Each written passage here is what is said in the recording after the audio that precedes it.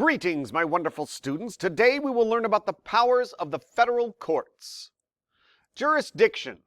The U.S. judiciary is made up of two parallel court systems of federal and state courts. Federal court jurisdiction. The authority of a court to hear cases is called jurisdiction. State courts have jurisdiction over state laws and gain their powers from the state constitution. Federal courts have jurisdiction over federal laws and gain their power from the U.S. Constitution. Federal courts may also hear cases involving state laws if it is alleged to violate the U.S. Constitution or federal laws. Concurrent jurisdiction. In most cases, which court has jurisdiction is clear, but not always. Concurrent jurisdiction is when both federal and state courts have jurisdiction over a case. Original and appellate jurisdiction. The court that first tries a case is called a trial court and has original jurisdiction because it's where the case is originally heard. If a person loses a case, he or she may appeal that decision, which takes the case to a court with appellate jurisdiction. Appeal, appellate. The Federal Court of Appeals only has appellate jurisdiction. It can only hear appealed cases. If a person loses again, they may appeal that decision to the Supreme Court, which has both original and appellate jurisdiction. Developing Supreme Court power. Early precedents. The federal courts may not seek out an issue and decide on it. The courts must wait for litigants to come before them. Litigants are the individuals involved in a lawsuit. The courts will only determine cases. They won't just answer a legal question. Marbury versus Madison. John Adams' term as president expired in 1801. Before that occurred, he appointed new justices of the peace to Washington, D.C. Before the official paperwork could be delivered to all of the new justices, Jefferson took office. Jefferson ordered the halt of the deliveries, denying the position to 4 justices. Marbury, one of the justices who did not get his job, took the case to the Supreme Court.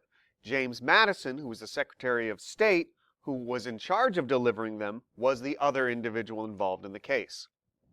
The court, as a result of the Judiciary Act of 1789, had the power to issue a writ to force the other 2 branches to do certain acts.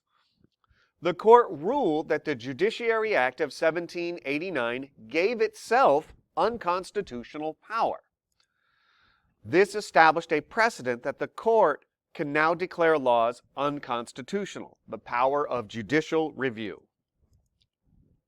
Chief Justice John Marshall extended the power of the court and the federal government in a series of court cases. In 1810, Fletcher versus Peck, the Supreme Court gained the power to review state laws if, of course, they went against the Constitution. 1819, McCulloch versus Maryland, states could not hamper the exercise of legitimate national interests, nor could the states tax the federal government. 1824, in Gibbons versus Ogden, the federal court broadened the definition of interstate commerce, which is a major source of congressional power. States' Rights Era and Dred Scott. Now, Roger Taney became Chief Justice in 1835. President Andrew Jackson, a supporter or proponent of states' rights, named 6 justices to the Supreme Court during his terms. The court's opinions began to reflect more rights for the states and citizens and less for the federal government. Slavery had become a larger issue in the states' rights philosophy at this point.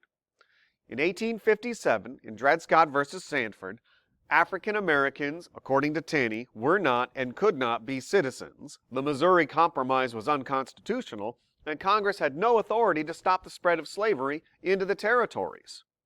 This case basically directly led to the Civil War.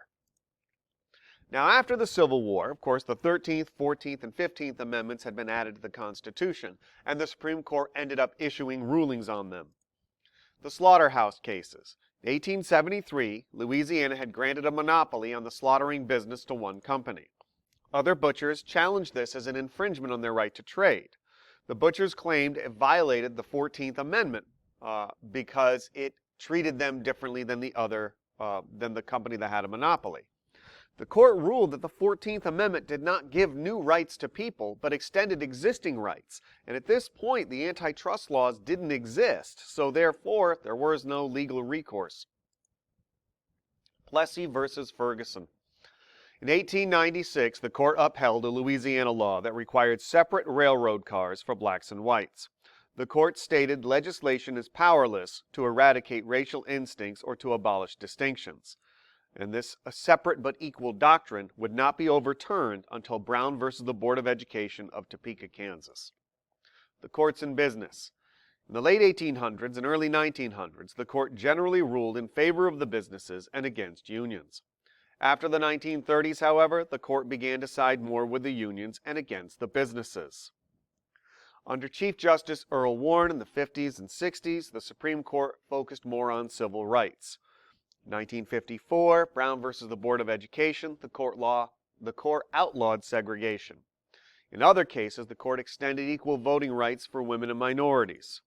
And the court also ordered a more fair apportionment in Congress to cut down on the worst practices of gerrymandering, and also applied due process requirements and Bill of Rights protections to persons accused of crimes. And that is the end of this lecture.